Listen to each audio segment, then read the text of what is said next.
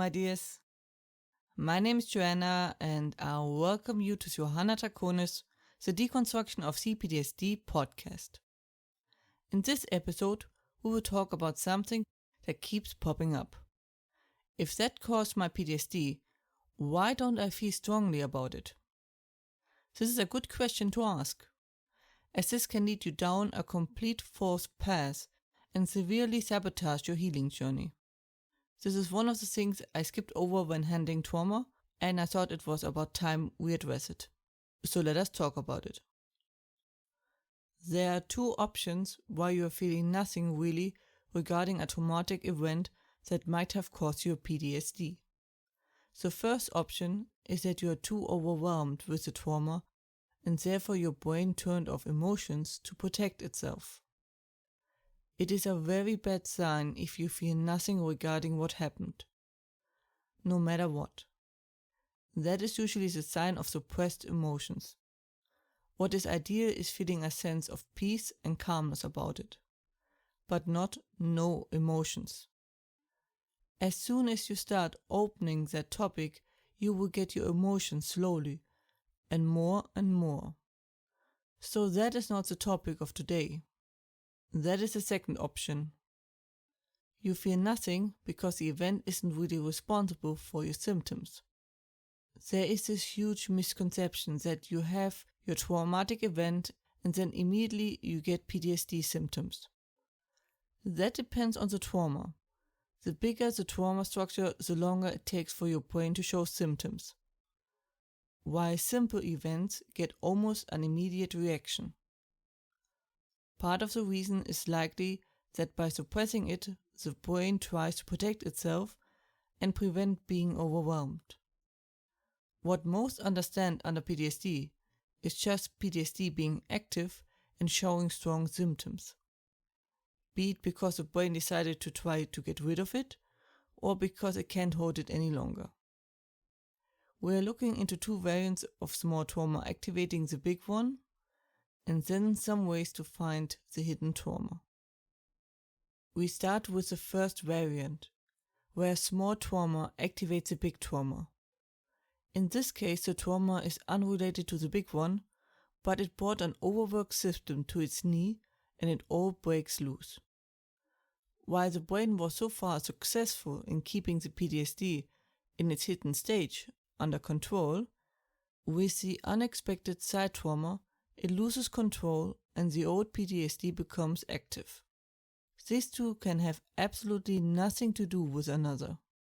Even worse, the trauma that sets this off might not even result in a PTSD, as it is too minor and the brain can handle it by itself.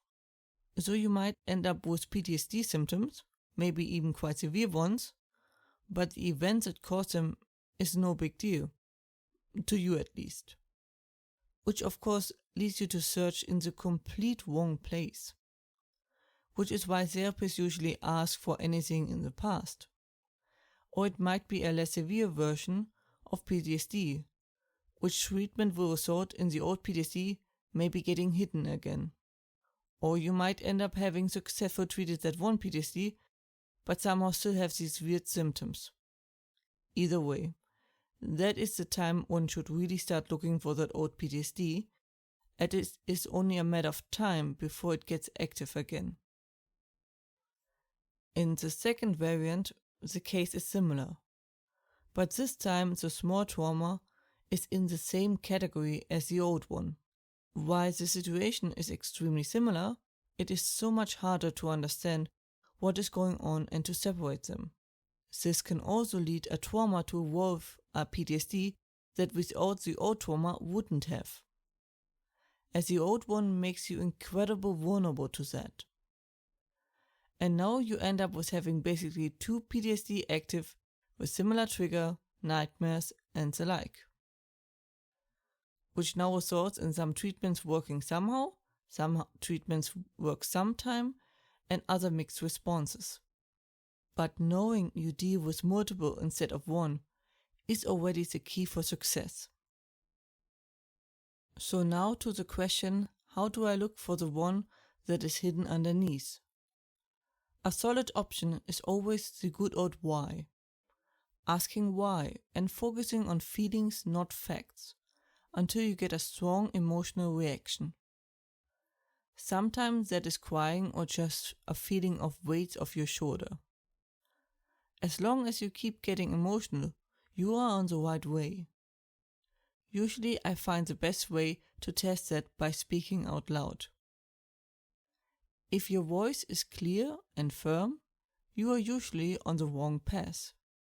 Problems to speak and barely getting it out is a sign for a strong emotional reaction. Another option is letting your mind wander. Is there a memory or a thought that keeps popping up in your head? That could be because it is an unresolved issue for the brain. Often it doesn't seem like a big deal, but it is often just the tip of the iceberg. It is also worth remembering that the body gets as much traumatized as the mind, an aspect that is often overlooked, but important to address. Otherwise, the most important thing is to keep on going, no matter how fast or slow. That was it for today's episode. I hope you found it helpful. Hope you are safe and well. And as always, if you have any questions or feedback and the like, please let me know at contactme@johannatakunis.com.